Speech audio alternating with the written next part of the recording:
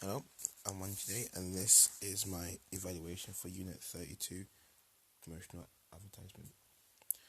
So, we were given so this project was based on us dealing with a live client who was Frank, and he's head of the science department, and he wanted us to help record an event that he's doing for osteoporosis, which is a disease that affects women over the age of 50. This was a very interesting task to do, as it allowed us just to work with a live client and give us a taste of what it's like to do it in the real world. So Alex and I, who was working with, we did some bit of research on osteoporosis, who it was about, and then just to give us a bit of a heads up on how the day we wanted to go, let's go. So what we did was, as this is a live client, we had to, develop some sort of group or company as it was being the real was. So we decided to come up with a group name, and we called it Pim Day Productions. And with that, we created a group email called pimday@gmail.com, which was an email that we would use to contact our client, which was Frank, as it shows us that we have an intention to be professional in what we're doing and take this very seriously. And so another thing we did was we held a meeting with the client. Like, we went down to the canteen. I had a conversation about what he wanted. So we asked questions about how the day was going to go, what he wanted in the film, why, and so he just told us what he wanted us to do, and we made notes of it, and we also asked for a time schedule of how the day was going to go, so that we had everything in mind, so that was the foundation of what we were going to do for that day. So after that, we did some more research, and then this was a really big task project to do. So we thought it'd be a great idea to hire some of the level threes as to become part of a crew. So what we did was we sent them an email. No, we asked them first, and they agreed. And then we sent them an email saying we're gonna hold a crew meeting. So what we did was we held a meeting. We showed them an example of what happened of last year's by Ed, and we said this is the standard that we're going for, because it was a really high standard. So we wanted to kind of top that. So after we got the crew sorted out, we went onto more practical. So what we did first time, I went down to the location, which was the incubator where the event was going to take place.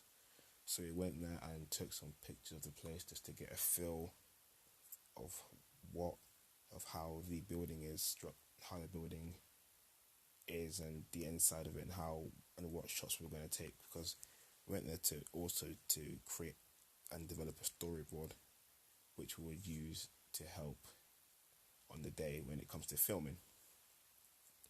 So after we'd done that, we made sure we got the equipment as well, because that was important, because we also did some test shoots as well, so we could get a better understanding of what kit we were going to use, and give us like a step-by-step guide of what equipment we're going to take, as in like cameras and batteries, how many do we need for the day, because it was a long day, it was a long shoot, we're there from 8:30 to about maybe like 5, so it was a long shoot, and we needed to make sure we had all the kit available for the day. And when the day came, we got down there, we shot, we filmed the whole day.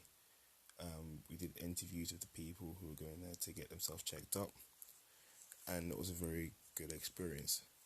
So the things that went well was, I think the overall shoot was well. So some people were very adequate to cooperate with the filming, but that's fine. We had release forms for them to sign, so that we know that they're fine with them, that they're fine with us filming them for that day.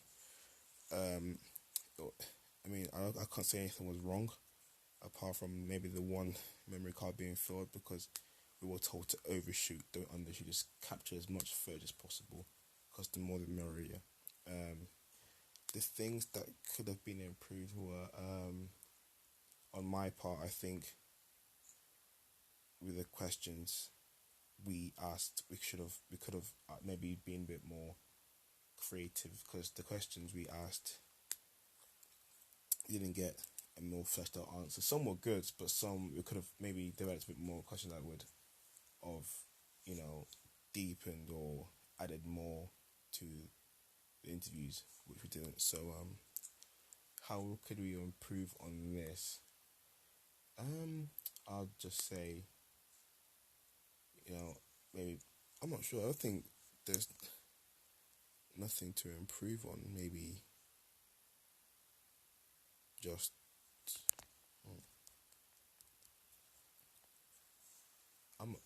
actually, I'm not sure. I think it was a really positive day.